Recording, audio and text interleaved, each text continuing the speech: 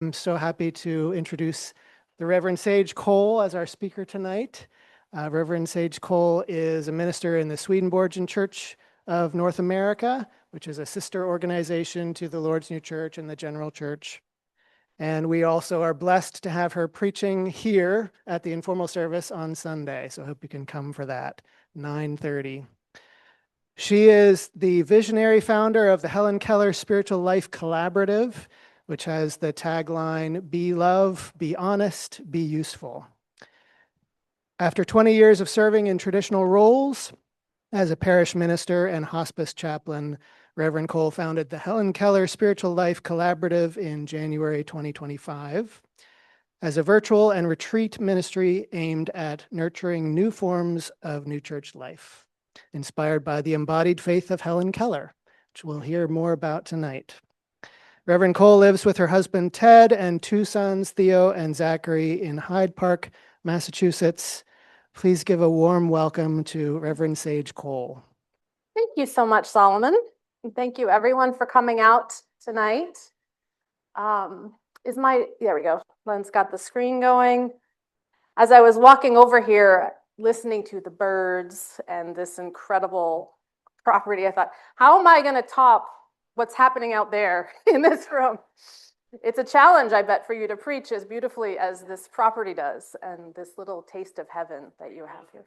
You close the curtain. Okay, good. So I hope we'll have something of the energy of this place in what I want to offer tonight about Helen Keller.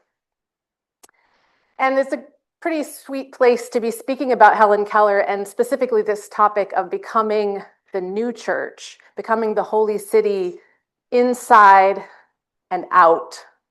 Because I'm guessing when I say that, this is a room full of people that kind of have an idea of what I'm talking about. What it is to be the holy city, this incredible invitation that we've been given to be a new church. It kind of gives me tingles when I think about it. And tonight I want to tell you a bit of Helen Keller's story, but from this lens. And I'm guessing all of you, most of you, probably know quite a bit of Helen Keller's story. How many of you kind of know her biography pretty well? Yeah.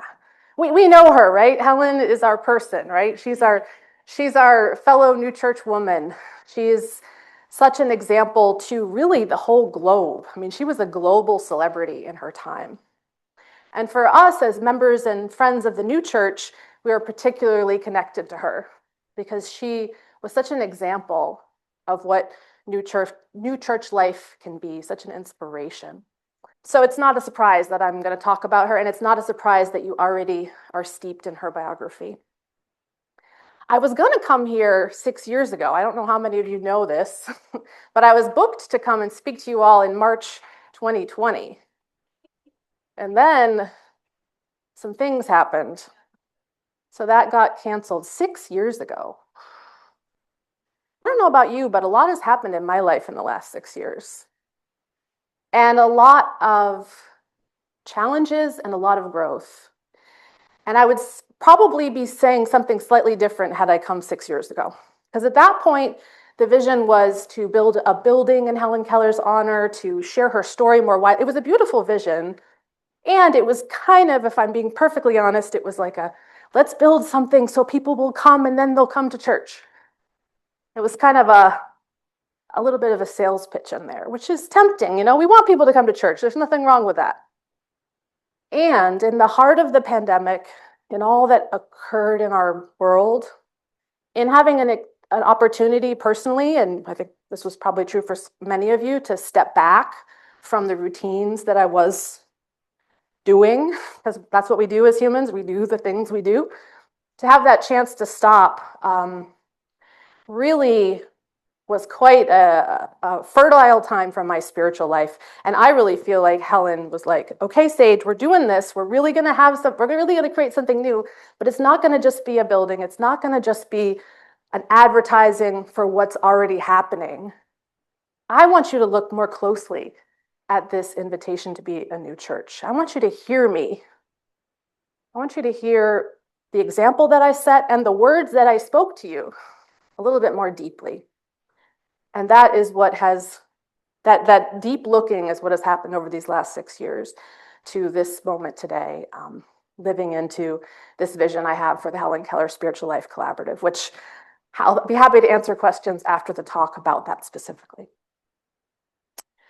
Some of the words that I thought more deeply about came from a speech that Helen Keller gave in 1928, actually on May 14th. It was just yesterday.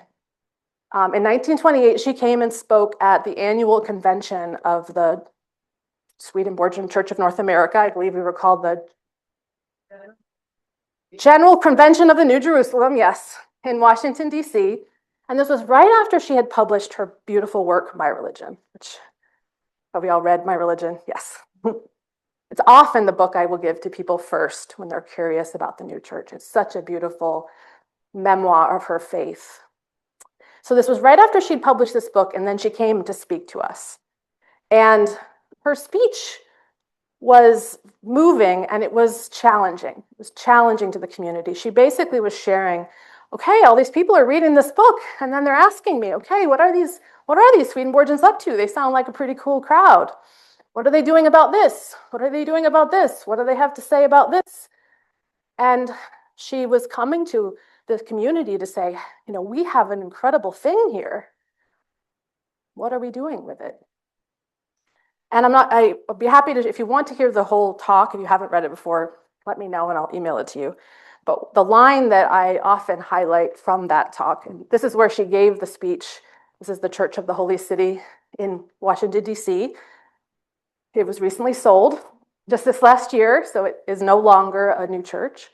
But one of the lines in that talk was, we have a precious treasure in the vessel of the new church. We must be careful not to value the vessel more than the treasure.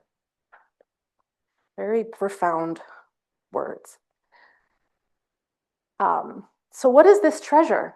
My sense is all of us, maybe we can't say it immediately, but my sense is all of us have felt this treasure. We know there's a treasure here. There's some treasure that this place in particular, right, has been holding and nurturing for many, many years.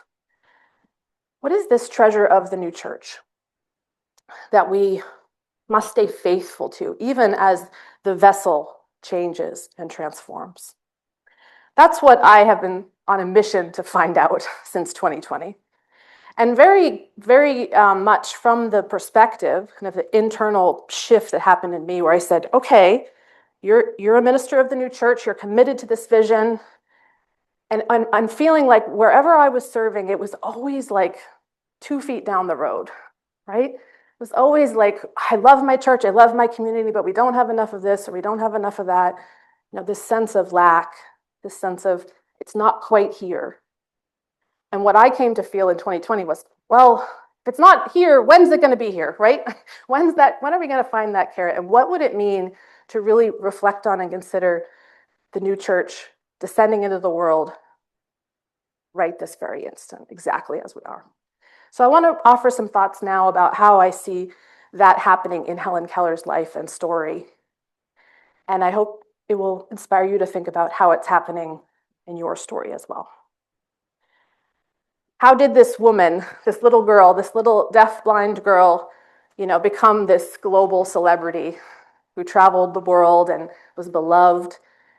She led a good new church life. How did that happen? What was the foundation? What was the treasure that undergirded her story? So as you know, she was born with sight and hearing, and then at 19 months old, she had an illness that caused her to become deaf and blind. And for her first 7 years, she just was making do. She didn't have a teacher. She had loving parents, she had family. She was able to communicate, and this is, I think, an important part of our biography. She wasn't just a total feral being. She was able to get her needs met. She had made up her own little sign language to indicate the things that she wanted. And she was pretty alone in that time. But what she will share as she begins to receive language is that while she was alone, she knew that there was something more. And she shares this first with the Reverend Phillips Brooks, who's the first minister that comes into her life. He's a Episcopal priest from Trinity Copley Church in Boston. And he is the one that they bring her to when she starts to ask questions about God at 9 or 10, when she first moves to Boston. And he teaches her about God. And a lot of the things he teaches her about God are very resonant with the Swedenborgian tradition. This is a line from one of his correspondences with her. All the love that is in our hearts comes from him, as the light which is in the flowers comes from the sun. And the more we love, the more near we are to God and his love. He was a preacher of love. He was one of the most famous preachers of his time, and the heart of his message was the gospel of love. And he loved Helen, and one of the things he remarks on that was the most inspiring to him about Helen is that she reported to him that she always knew there was something in her, that there was love in her. This is the quote, "Mr. Brooks, I've always known about God, but until now, I didn't know his name." So he was an older man when they met, and it's sort of reported that his faith was renewed, to meet this young girl and hear that this wasn't just some idea, that this God thing was real. And this little girl had that sense of the presence of God inside, even before she had language. And meeting him and hearing this message of the gospel of love, it just completely resonated with her and made a lot of sense. And she fell deeply in love with the story of Jesus, and this understanding of who and what God was as love. So this was her foundation, was this little girl knowing herself to be loved and to actually have love within her. And I don't know about the rest of you, but my sense is that's pretty foundational to the emergence of the new church. It's pretty hard to receive something new, to be transformed, to feel the presence of God if we don't really believe that love is in us and that we're worthy of that love. And I see Helen as someone who just got that message right from the beginning. And perhaps because she was deaf and blind, wasn't maybe as exposed to all the not loving messages that this world throws at us. So that was where it began. And Helen would say, even later in life, after reporting that she'd always lived her life by the doctrines of Emanuel Swedenborg, that she also really at the core saw Bishop Brooks' theology as one and the same, that there wasn't really a distinction. This message of love was only amplified by what she learned from Swedenborg. But Phillips Brooks would die when Helen was about 13, and that's when she met her Swedenborgian mentor, John Hitz, who was a colleague of Alexander Graham Bell, and became a very close friend with Helen. One of the most beautiful things in my religion, I think, are her accounts of John Hitz and how he taught her about faith. And again, the transmission was not, yes, he did translate Swedenborg's works into Braille and give them to her, and she had an incredible mind and read them, absorbed them quickly. And he would take her for walks in nature and speak about God and the wind and the plants around him. And he loved her. So that transmission of faith, of his Swedenborgian faith, also came through this relationship and this sense of love and connection. So Helen became, her embodiment to become this beautiful person, and this embodiment of the new church started from this foundation of belovedness and knowing of love. And she would often remark that love was the gate, the gateway to wisdom. There's a great quote where she speaks about how nature gives away its secrets to those who love it. She saw that love was the primary thing, the primary force, and that foundation was there throughout her life. I believe that God is in me as the sun is in the color and fragrance of a flower, the light in my darkness, the voice in my silence. So love was the foundation, and we know that Helen Keller experienced some significant transformations throughout her life, starting, of course, at the water pump. Here was a girl who did not have language with her peers, was not able to connect in that way, and then this teacher shows up, and all of a sudden, she's now making the connection that She has an inner life, an inner world, and she can communicate that life to others. And this is a quote of her speaking in her early biography, The Story of My Life, about that moment. Once I knew only darkness and stillness. My life was without past or future, but a little word from the fingers of another fell into my hand that clutched emptiness, and my heart leaped to the rapture of living. That's a spiritual change, right? That's a pretty big change to go from being a being that is, navigating the world in this darkness to now having language. And she just, as soon as that light switch went off, she was, constantly wanting to get new information and grow. And these kinds of transformations, well, that, the water pump moment was a big one. She recounts in her writings other major transitions, major awakening moments and experiences. And she must have had a lot of them in the long life that she lived. She lived many different lives, right? She worked in Hollywood and made films. She was on vaudeville. She danced. She met presidents. She traveled the globe advocating for the rights of the blind. I mean, to grow like that, to take on all of that is, if you've grown at all in your life, every time we grow, we go through another transformation, another change. And one of my senses of Helen is she had that willingness to change. She saw change as a great adventure because the first experience of change was only blessing. It was an incredible gift. And so she took on those experiences of change throughout her life. And what's another word we have for that? Regeneration. Yeah, pretty vital, pretty important. I was very moved reading your history in the Rotunda about Theodore and his sense that there's an inner sense here, and it is our regeneration that empowers us to perceive that inner sense. Regeneration is essential to the spiritual life, and essential to the coming of the Holy City. There's an interesting anecdote about this, too, that I think brings this point home. So Reverend Paul Sperry was the minister who asked Helen to write My Religion. And he recounts being with Helen in a house, having like a dinner party of sorts, and someone asked Helen, what's your favorite Bible quote? And this was her answer. All by itself, the soil produces grain. First the stalk, then the head, then the full kernel in the head. As soon as the grain is ripe, he puts the sickle to it, because the harvest has come. He remarks in the telling of it that they were all kind of like, that's weird. That's an interesting one to choose of all the great Bible passages there are out there. But when I hear that, I think it speaks to what I perceive a truth is of the spiritual life that Helen knew and embodied, that we are here to grow and change. Sometimes we're a bud, and then sometimes we're a flower. And that this whole process of growth that's unfolding in us is happening by the Lord's hand.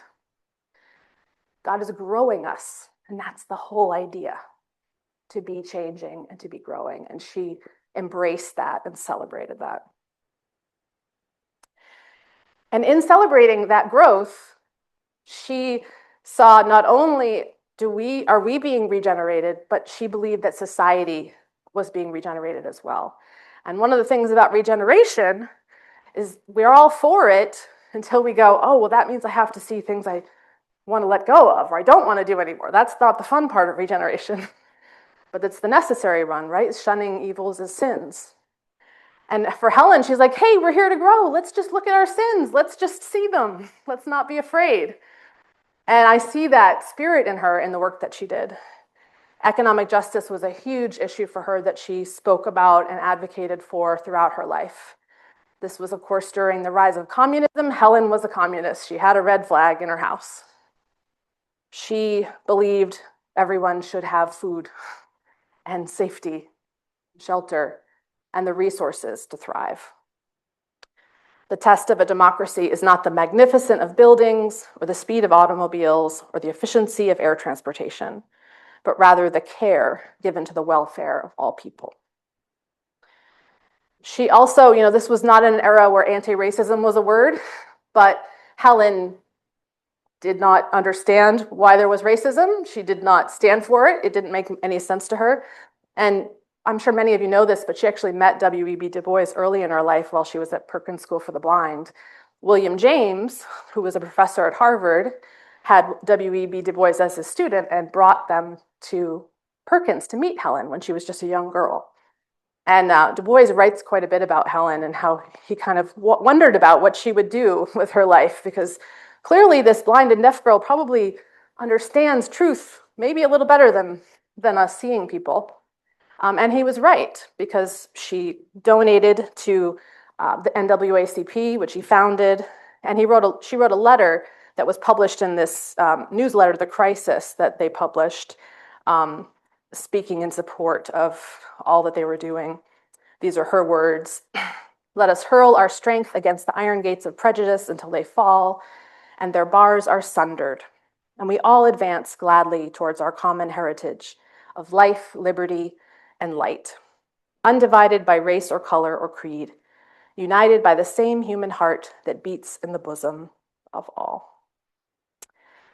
She also gave $100, and it was probably the most controversial thing she ever did, because she was from the South. Her father was a Confederate soldier.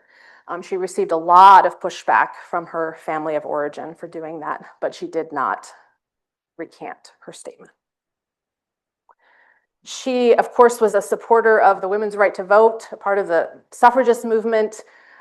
She writes kind of in a very, I don't know, sometimes humorous way to get to her point.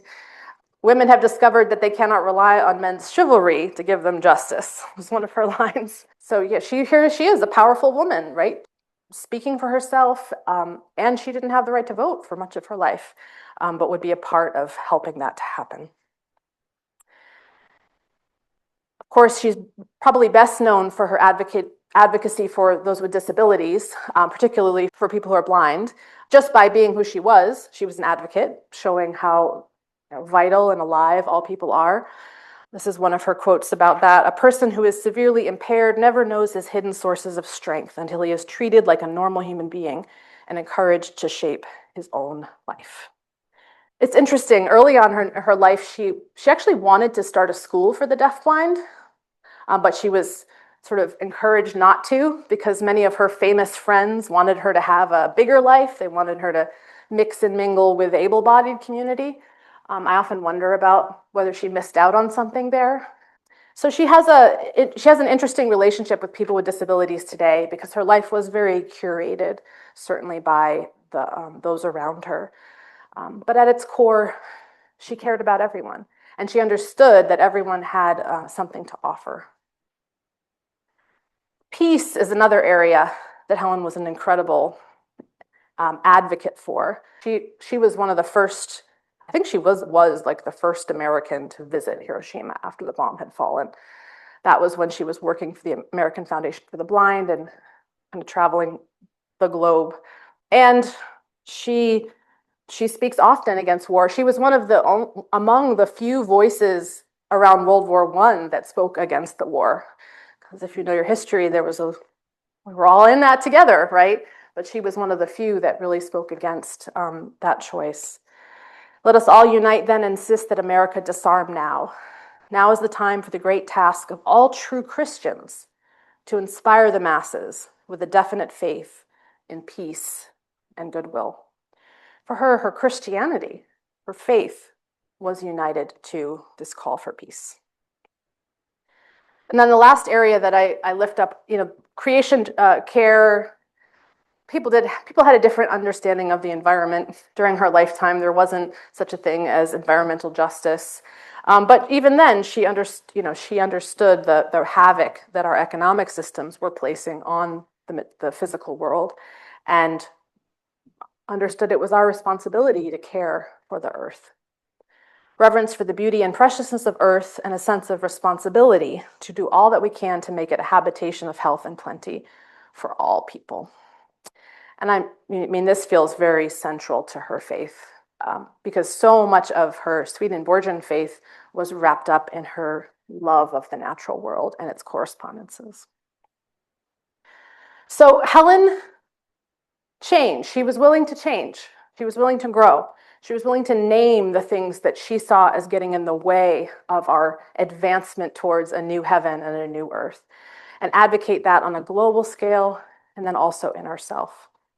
And this feels kind of important. When I think about what it means to be the new church now, not later, it very much to me is about that willingness to be humble and participating in our regeneration, to let God do the changing that God wants to do and to allow it. This is one of my favorite quotes. If you've not read her small work, Let Us Have Faith, she wrote this in 1946. I do have a lovely old copy. And, we all love My Religion, because what's not to love? It's great. But this book is equally beautiful, and it's her diving into the essence of faith, but from a very universal perspective. Thinking about faith as the willingness to be here, right? Faith in your fellow man, faith in the fact that we exist and that we've been given life, and a willingness to participate. And this quote, I think, really gets at that charge that she was making to her fellow humans during her lifetime, and maybe still to us today, to take change seriously.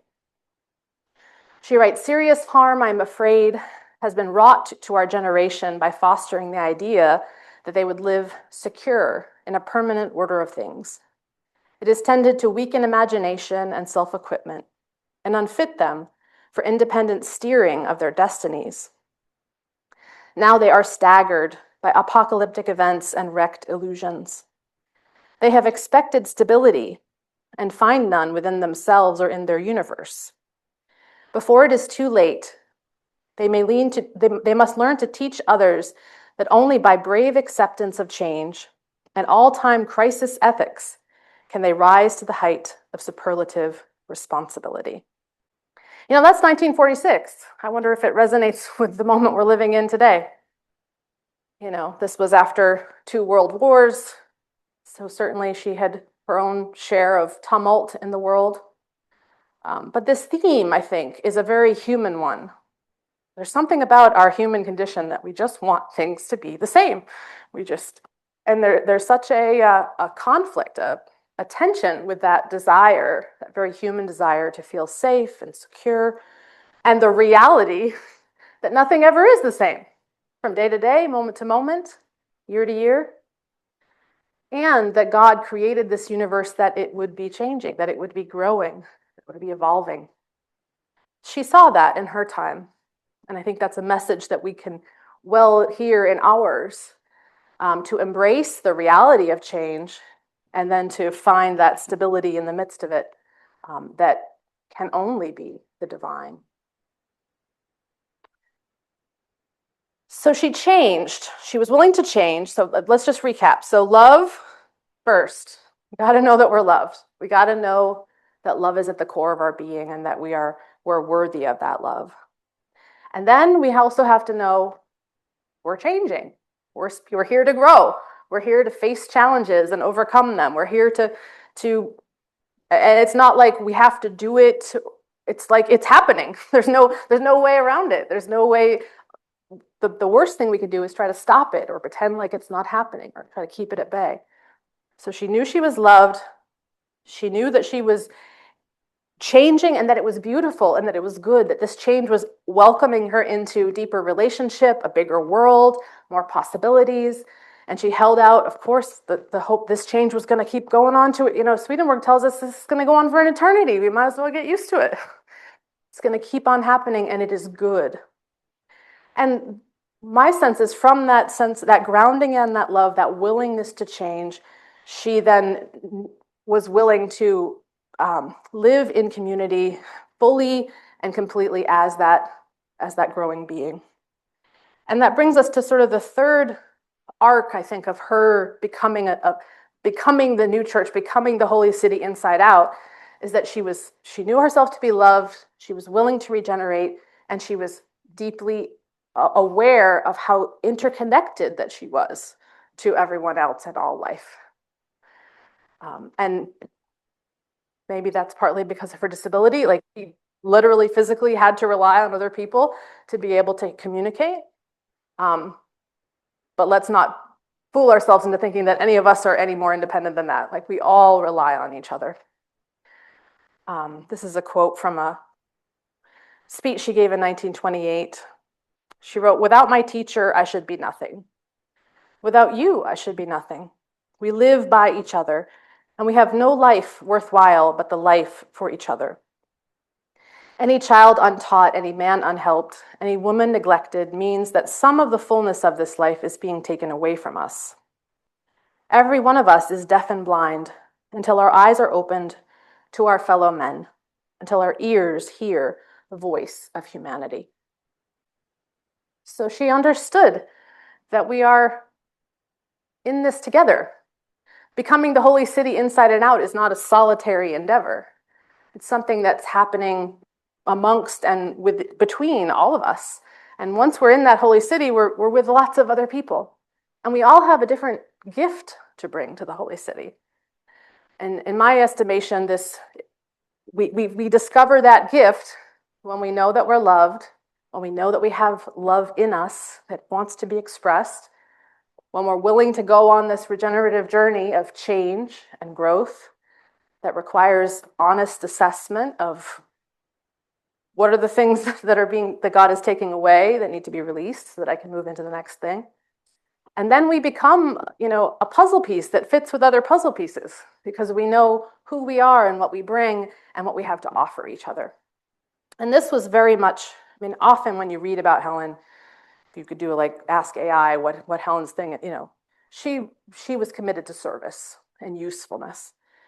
And one of her quotes, "True happiness is not attained through self-gratification, but through fidelity to a worthy purpose." And I would suggest that for Helen, that worthy purpose is that call, that sense of duty that comes from knowing yourself to be loved and being honest about who you are, the perspective you have, and the particular gifts that you have to bring to the world. And that's where happiness really emerges and comes from, the happiness of the holy city. I don't see the holy city as a place where all of us are getting all of our needs met all of the time and pure pleasure, gratification every second. But it's a community of people who are committed, who have fidelity, first to life, to love. They have faith, as Helen would have characterized it, faith in this project of being alive, a willingness to go on the regenerative journey, and then a willingness to do their part. And so that's where my motto for the Helen Keller Spiritual Life Collaborative comes from. Be love, be honest, be useful. It, of course, comes from Swedenborg's description of what God is, that God is love, truth, and usefulness. I chose be honest instead of be truth because truth is a tricky one right now, isn't it? Truth really is just what is, and yet we all see it from different perspectives. We all have a different window through the eyes of God, and so the only way to truth, in my opinion, is honesty and a willingness to share what we're seeing, and that honesty is that path that leads us to regeneration, as we're kind of honest with the things we're struggling with, honest with the things we want. And spoiler for Sunday morning, but when we read Revelation 21, right, there's no night. We're honest. We're transparent. We are who we are and what we are. And sometimes we think, oh, that's going to happen after we die. And yeah, it probably will go better then. But it can happen here. And it actually needs to. It's one of Swedenborg's messages, right, is we enter heaven after we die because we let heaven come in here. And I think Helen was an example of a life that was honestly lived, especially with how much she shared about herself and all of the books that she wrote.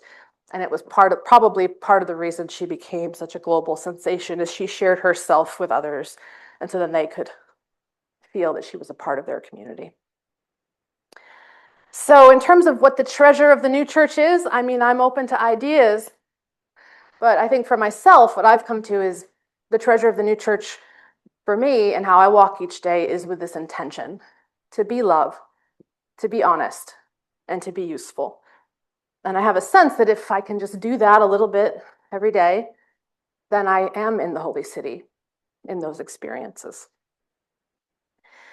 The last quote I want to share with you, I think is really hopeful, and I think it's especially hopeful when we ask this question about being the new church and where are we on the journey and what's the work right now, because she has a good perspective on time.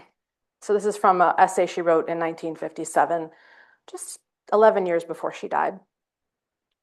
She wrote, "My confidence in the final triumph of idealism over materialism does not spring from closing my mental eyes to the suffering or the evil doing of humankind, but rather from a steadfast belief that goodwill climbs upward in human nature, while the meanness and hatred drop into their native nothingness, and life goes on with unabated vigor to its new heaven, new earth and heaven.